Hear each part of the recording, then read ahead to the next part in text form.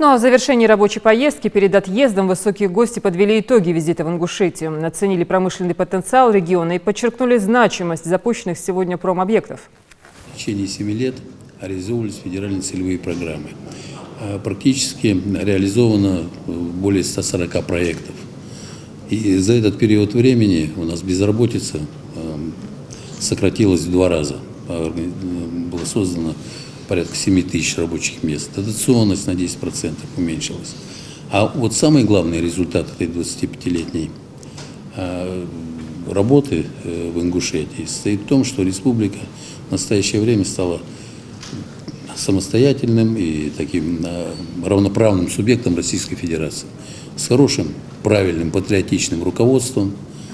И во многом результаты последних лет и вот такие положительные результаты свидетельствуют о том, что руководство республики работает правильно и отдает все силы развитию социально-экономической ситуации в республике, несмотря на все сложности. Результаты есть, особенно, я хочу сказать, в последнее время. И вот у нас ФЦП по-разному работают. Да? Вот Денис Валентинович знает.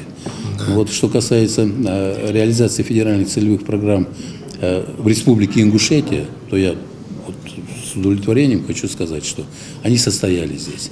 И я сам принимал участие по приглашению руководства республики в открытии социально значимых объектов. Вы помните, мы в Али-Юрте, в селении, несколько месяцев назад открывали и школы, и детские сады, затем и библиотеку в университете, учебные корпуса. Понимаете, когда идет планомерная стройка, вводятся объекты, есть разные проблемы, но системно работает федеральный центр вместе с региональной властью. За сегодняшний день, сегодня подводили итоги по отраслям. Еще раз прошлись и понимаем, что далеко не исчерпан потенциал развития промышленности Ингушетии, ограничиваясь только теми проектами, которые там сегодня либо стартовали, либо находятся в завершающей стадии. Вот мы сегодня, например, поговорили о производстве здесь специальной сетки для садовых хозяйств. Это сегодня практически 100% импортируемая позиция. Если мы здесь запустим производство, то это производство будет обеспечивать не только Ингушетию, но и другие регионы России, кто занимается садоводством. Это и организация производства садоводческих машин, это сельхозмашиностроение. Вы знаете, что мы последние 3 года демонстрируем хороший результат, показатели. В среднем эта отрасль растет там более чем на 30% в год. И думаю, что если коллеги, как инвесторы, они проявляют заинтересованность, пойдут в этот проект, мы будем оказывать содействие, и таким образом будут создаваться новые производства. Я сегодня уже говорил о том, что мы сегодня говорили и о обувном производстве, и тех проектах, которые должны, по сути, взращиваться вокруг уже построенных крупных предприятий в рамках программы индустриальных парков для того, чтобы развивались средний, малый бизнес. Но мы будем оказывать содействие для того, чтобы эта мотивация сохранялась у инвесторов Ингушетии. Объекты, которые выходят далеко за пределы республики, уже говорят о том, какая помощь, поддержка республики оказывается.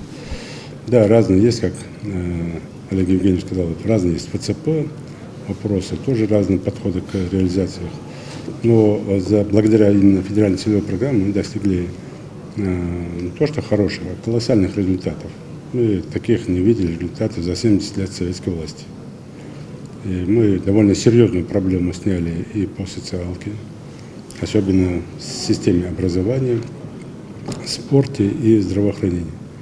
Буквально 5-6 лет назад у нас даже не было первого уровня обеспечения здравоохранения. Когда к нам приехала Вероника Игоревна, министр здравоохранения, она с таким уже настроением, с тяжелой душой она уезжала. Потом, когда снова она приехала, буквально там через 3-4 года, это была другая уже ситуация.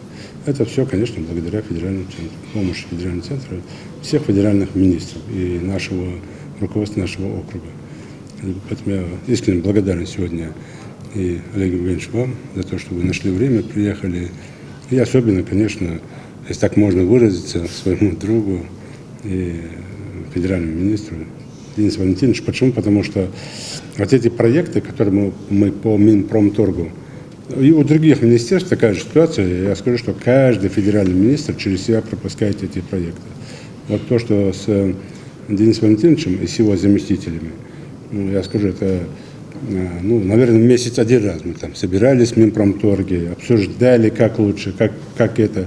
Это одно. И второе, вот что мне нравится именно в Министерстве промышленности и торговли, то, что, как Денис Валентинович сейчас сказал, ведущих брендовых производителей или заказчиков этих товаров, они нам уже поставили. Вот сегодня на швейном предприятии нет проблем с заказами, со всеми делами. Такой работа. Такая же картина сейчас по радиаторным заводам, хотя радиаторный завод, он как государственно-частное партнерство идет. И такая же картина по светодиодному заводу. Вот это как раз помощь для любого субъекта, когда не просто министерство курирует строительство, а министерство еще с большим рвением сопровождает проект и помогает не только в реализации уже продукции, но и в поисках так называемых заказчиков этой продукции.